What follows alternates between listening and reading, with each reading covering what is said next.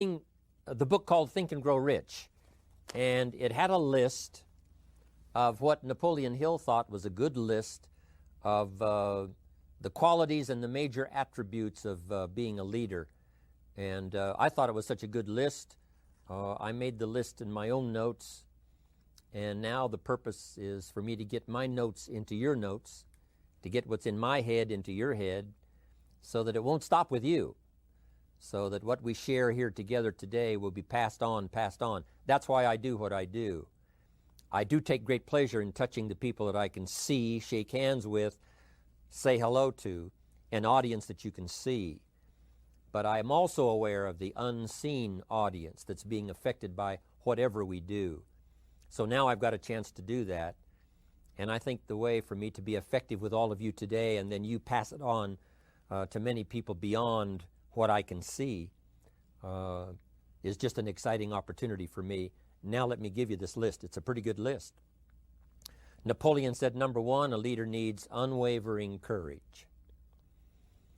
And I don't know if I totally agree with the unwavering part of this or not, because sometimes our courage does waver a little. You know, bend but not break. Courage mounts up, and then sometimes we have the doubts that creep in, and we reach a little deeper to find that courage that overcomes our doubts and our fears. So I would probably debate a little bit with Napoleon on this unwavering courage, because sometimes courage does waver. But as long as it stays, as long as in the end there it is to serve you, the courage to do what you didn't think you could do, the courage to step into territory that might be a little unfamiliar, the courage to talk to somebody you don't know, the courage to attempt conducting a meeting, the courage to give your first testimonial, the courage to, solve problems you couldn't solve before, that kind of courage. The courage to stand up when it's sort of dark in your corner, the courage to do it when it isn't going your way, seemingly. The courage to try to have a good day in the midst of a bad day, that kind of courage. Wavering a little at times, yes, because we all have doubts that attack us. We all have small fears that creep in. That is the nature of life. But that's what faith is all about. That's what courage is all about, to serve us when our doubts will not serve us well. Faith to overcome fear, and courage to overcome our doubts. But that is a good quality, a good attribute for a leader, and that's unwavering courage. Second, Napoleon said self-control. That, of course, is the very essence of life itself, is self-control. Because we all have this warfare going on. It's going on in the world, the warfare between liberty and tyranny. In our own body, the warfare between health and illness. The struggle is on.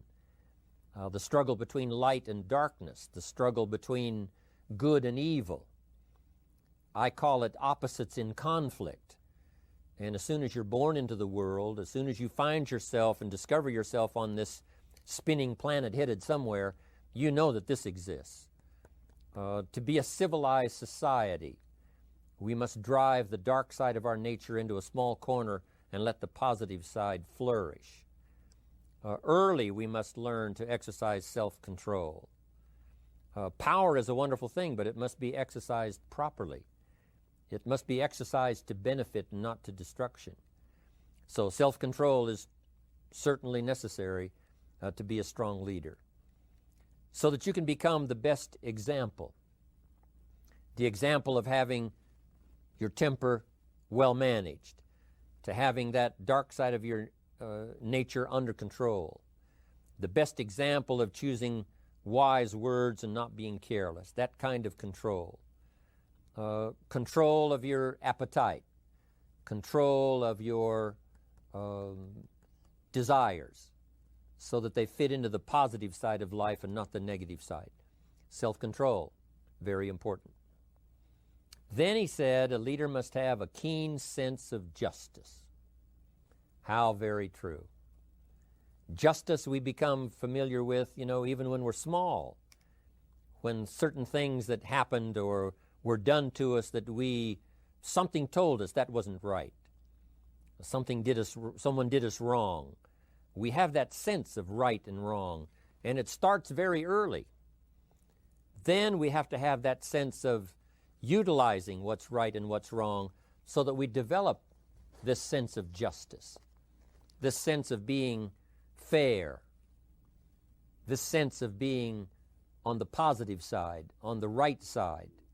To minimize a person's mistakes, they need to have this sense of justice. We have to have justice when we're building an organization. You know, what's fair, what is a good balance. The marketing system that Mark put together has to be fair for everyone. If you have a customer and you take care of that customer, someone else cannot come along and take that customer. The same is true with the distributor. Certain rules and regulations so that all of us have a chance to fit within this framework of fairness, justice, and what's right. Otherwise, enterprise cannot work.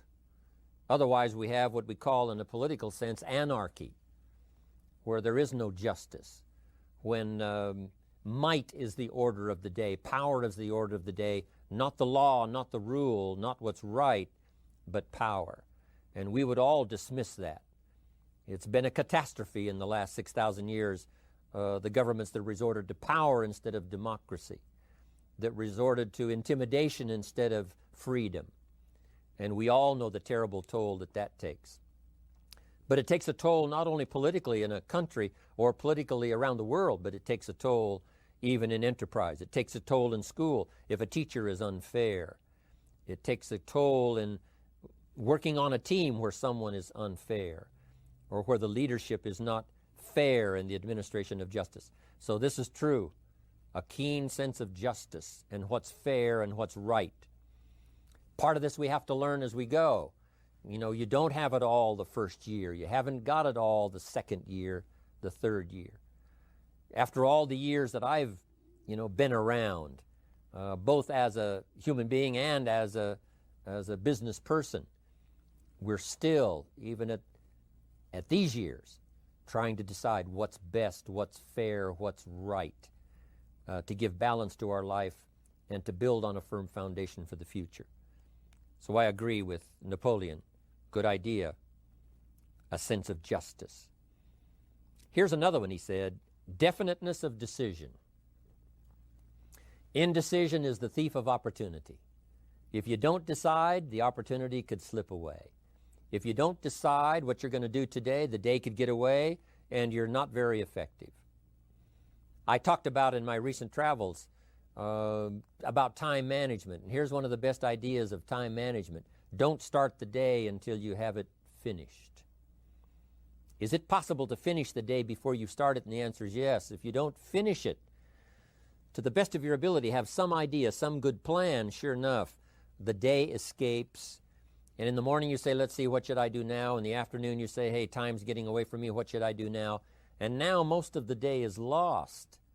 Most of the day escapes not being utilized and doesn't work for you simply because you didn't make those decisions early, at the early part of the day. The decisions we make in the early part of our life sometimes last for a lifetime. The early decisions that you make about what you're going to do with your life as far as Herbalife is concerned, those decisions are vitally important. If you neglect them and don't make them, sure enough, the time passes and the opportunity sometimes is diminished. And sometimes you spend a lot of time now catching up simply because you didn't make those early decisions. So it's the decisions at the first of the day, it's the decisions at the early part of the month, it's the decisions at the early part of the year that greatly determines what kind of year you're going to have. The decisions you make in the early days of your marriage, sometimes those are the decisions that affect the marriage for a lifetime. The decisions you make at the first chance you see opportunity, those decisions, what you're going to do with it, how far you're going to take it, what it's going to be meaning to you in the years to come. Those early decisions are vitally important. Then we need decisions to correct poor decisions, to overcome our mistakes. It's possible, of course, for all of us to make unwise decisions. And at the end of 1 year, at the end of 1 week, 1 month, or at the end of a few years, we say, that decision cost me too much. Cost me a lot of time, cost me a lot of money, cost me maybe a good relationship, cost me a chance to be productive. But as long as you're alive, there's still a chance to use new decision power to correct the mistakes of decisions that were bad in the past. All of us have the opportunity to do that, but I think Napoleon was right here too. You got to be definite in making decisions so that the opportunity doesn't pass you by. Take advantage. Here's the next one. Napoleon Hill said, a good leader has definite plans. How important that is. And of all the years, I think, to cash in on Herbalife's momentum and make some plans for the future, this has got to be one of the greatest years. Herbalife in these 18 years now has created some incredible momentum, not only in opening up the countries, but momentum in the refinement of our marketing, momentum in developing new products, momentum in developing our support system.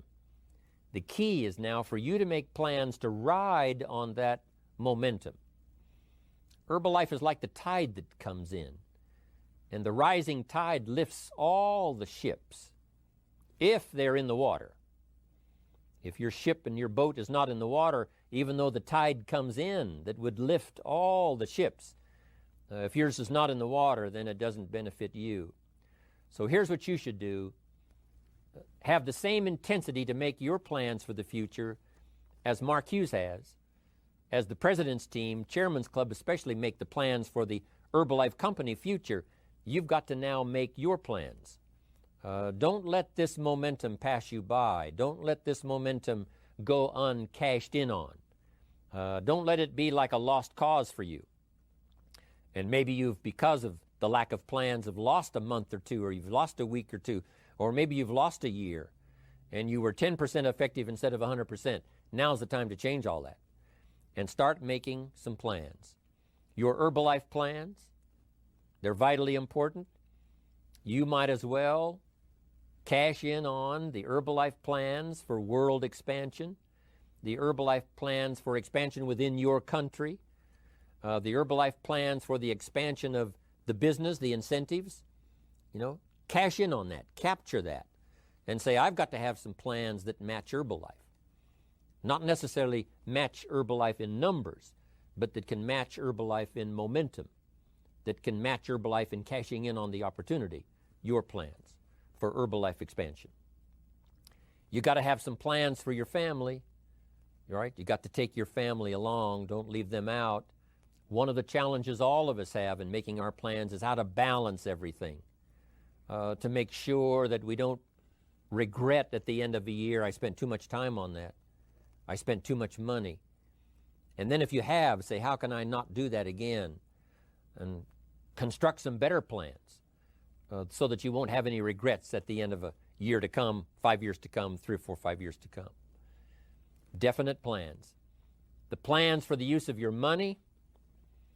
One thing I've admired about Mark Hughes since I've met him all those years ago, once he started becoming successful, he had a splendid plan, not only for his personal success in terms of financial security, but in terms of the company. Because Mark has to look after the company and make sure that the company is secure, that the company has plenty of reserves, so that no matter what happens around the world, and when you're doing business in 37 countries, you can imagine what the challenge is to make sure the plans for each country are there, the backup plans, the financial plans, as well as products and opportunity and marketing.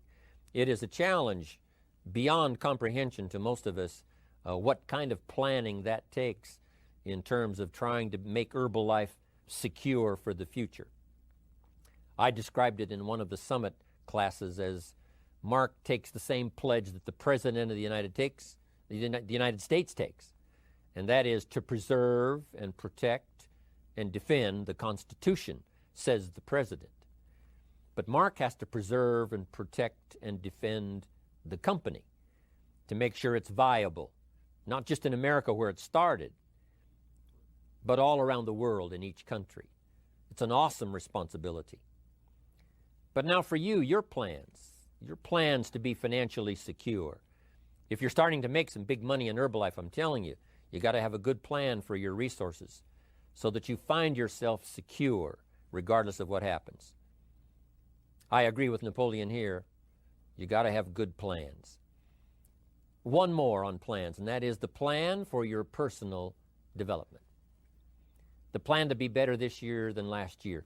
The plan to take the classes, attend the workshops, do everything you possibly can to show personal progress, not just financial progress, not just the progress of having one more car or one more home, but the progress of personality, the progress of communication skills, the progress of recruiting skills, the progress in how to deal with people, progress in using your influence so that it multiplies its power by 5 by 10 versus what it used to be. You need those kind of plans. A plan for personal growth, personal development, a plan to be all that you can possibly be in the years to come as you develop your Herbalife business and your life business and your family business, all of that. Got to have good plans. Next, Napoleon Hill had a good saying. It was something my father had and passed it on to me as a good philosophy, and here's what he said. A good leader has the habit of doing more than what he gets paid for. What an incredible philosophy this is. The habit of doing more than you get paid for. It's what we call the service that you put out like seeds in the ground that doesn't bring the harvest immediately, but the harvest is yet to come. It's called like putting out the capital in capitalism. Doing more than you get paid for means that you're getting ready for the next move up. Because if you do more than you get paid for, you've made an investment. The average person might think if I do more than the company requires, then they're ripping me off. I'm not getting paid for that extra time, that extra attention. But you must not view it that way. You must say, I'm getting there a little earlier, staying a little later, as an investment in my own personal future. Because I want that kind of reputation. I want that kind of philosophy to work in my life. Do more than you get paid for. And this philosophy works incredibly well in Herbalife. You make the Herbalife sale of the Herbalife products. Now you must do more than you've gotten paid for. Right? They've got the product, you've got the money. But you can't stop your investment there. Now you must develop the investment in time, effort, and energy in turning that new customer into a testimonial. And sometimes that's the most difficult work, the work after the sale.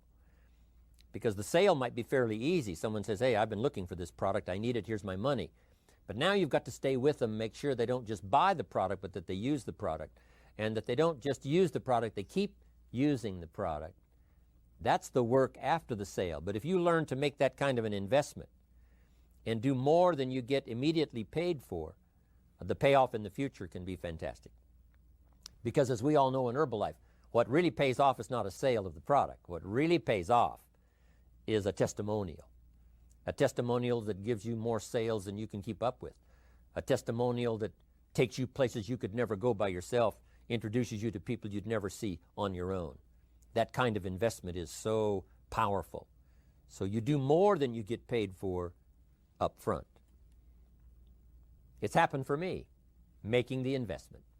When I first started lecturing 36 years ago, I talked to high school classes, college classes, service clubs, and I gave it all away. I went and talked for free. Someone said, Mr. Rohn, would you come and do this breakfast talk? I said, sure. Could you do this luncheon talk for this service club? I said, of course. And all of that in the beginning was for free. Primarily because I'd made my fortune. I didn't need the money, but I did it for free. But look what it's made for me by giving that kind of service in those early days. And finally it led to business and led to an enterprise. And I was giving the seminar all those years ago here in Los Angeles, and Mark Hughes was in my audience. So what you don't get paid for, don't worry about that. Just render the service with the vision of the future that it'll come back multiplied if you have this kind of habit, this kind of philosophy. Next, Napoleon Hill talks about personality. You need a pleasing personality. There's many parts to your personality. One is your working personality. You know, the kind of behavior, the kind of attitude that you need, especially in the public. Some things you can kind of get by with being a little careless, maybe in private, but in public, where it counts so much in your paycheck, it counts so much in building your business for the future, your own personality. But here's what you also must remember. You develop your personality in private so that it serves you well in the public. Sometimes we get the mistaken idea, I can be careless with just these few and be more careful when I have 1,000. But see, that doesn't work that way. Careless with a few, sure enough, that will creep into your presentation for 1,000 people. Here's the best practice, and the Herbalife opportunity in our marketing systems gives you the best chance to do that. The influence you have one-on-one, that's what really counts. You say, well, I'm only talking to 2 people, it doesn't matter much. That's when it really matters. Because if you'll practice well there, using your personality, using your influence, to get someone's attention, to get them to listen, to get them to participate, the kind of personality that someone says, I'd like to be around this person. They're unusual. They're not like the average person I meet on my everyday experience. That kind of personality. But you've got to practice it behind the scenes. You've got to practice it one-on-one. And if you're effective one-on-one, 1-on-3, 1-on-5, I promise you, that will get you ready to now perform with the kind of personality, the kind of charisma that wins people when you're in front of 500 people, 1,000 people, 5,000. So this is a good point, working on your personality. Here's the best gift you can give someone, and that's the gift of attention. Attention is so powerful. When I was a young man, I met Nelson Rockefeller, one of the richest men in America at that time. He's gone now, but he was a unique individual, ran for vice president of the United States. And I had a chance to be where he was holding a press conference. And I got close enough so that when he walked out, I had a chance to step up, right, when security was not all that severe in those days. And I had a chance to put out my hand, shake his hand, and say, Mr. Rockefeller, my name is Jim Rohn. And what I remember most was the attention he gave me. With the lights of the cameras around and everybody all around, he looked right at me and said, Jim Rohn, where are you from? I said, Idaho. He said, I really like Idaho. It's one of my favorite states in all of the country. And for just a few seconds, he gave me his attention, shook my hand. I'll never forget the handshake, right? One of those multi-million-dollar handshakes. But I'll never forget that personal attention he gave me, just for a few seconds. It was powerful. Made an impression on me that's lasted until this day. That's why I remember to tell the story. So, same thing you can learn to do. Utilize your personality, utilize your influence, give people the gift of attention. Here's the rest of my list now as we finish up. Next, Napoleon Hill said a leader needs sympathy and understanding. We have to develop that early in our lives. All of our lives, we have to look at those that are less fortunate than we are. Those who need a helping hand, and especially now we learn to look at those who need an opportunity, those who need a change in their health, those who need a change in their life and in their lifestyle. It's this kind of sympathy and understanding that drove Mark Hughes to construct the company. It took that kind of understanding, that kind of sympathy, that kind of deep emotional feeling. Then Mark understood what it meant to be poor. He understood what it meant not to have. He understood what it meant to be short on finances, on resources. He understood what it meant to lack, full formal education. He knew all of those lacks. And instead of crying about it, he said, what I will do is change it for myself, and then I'll help other people that have the same challenge. Lack of education, lack of the money, lack of the resources, lack of good health, faced with all kinds of difficulties they can't solve. I'll get mine solved, and then I'll be strong enough and have the skills to where I can help other people. That kind of leadership quality is so powerful. That kind of understanding.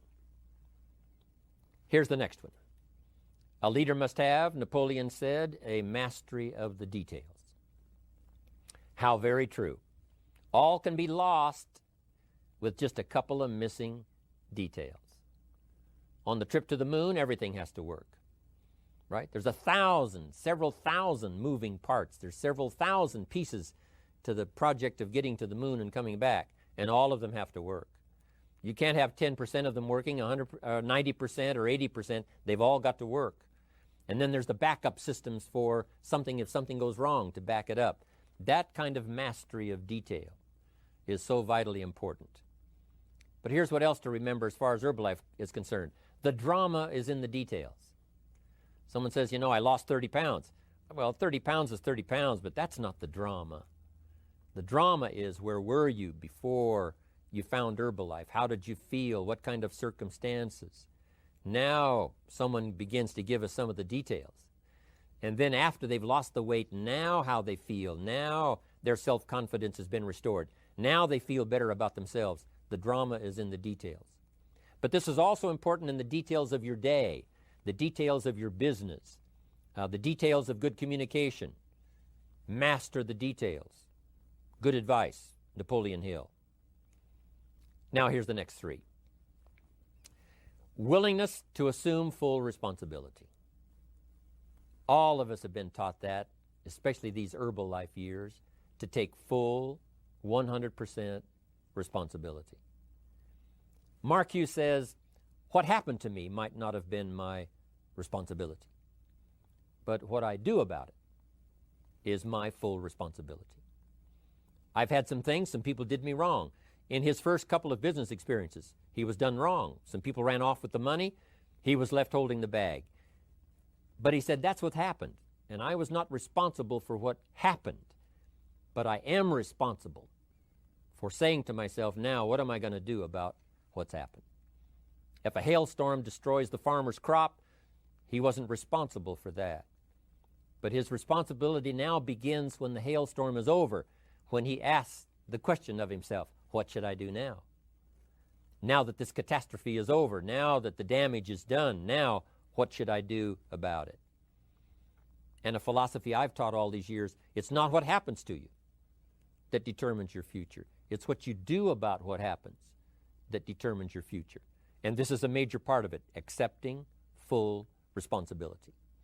If you've got an organization, you're conducting meetings, and you're the leader, the responsibility ends with you. Someone else may mess up, make some mistakes, still your responsibility. Some things over which you have no control, understandable. But what you do about it now, how you fix it, the diplomacy you use, the strategy you use, that's the kind of responsibility now that depends on you. Also, you've got to be responsible for your future. Nobody's going to fix it. No one else is going to design it. No one else is going to come along and say, hey, I will make sure it all works well for you. You've got to take all the input, you've got to take all the testimonials, all the teaching, all the training, all the influence, then you've got to have the responsibility of design.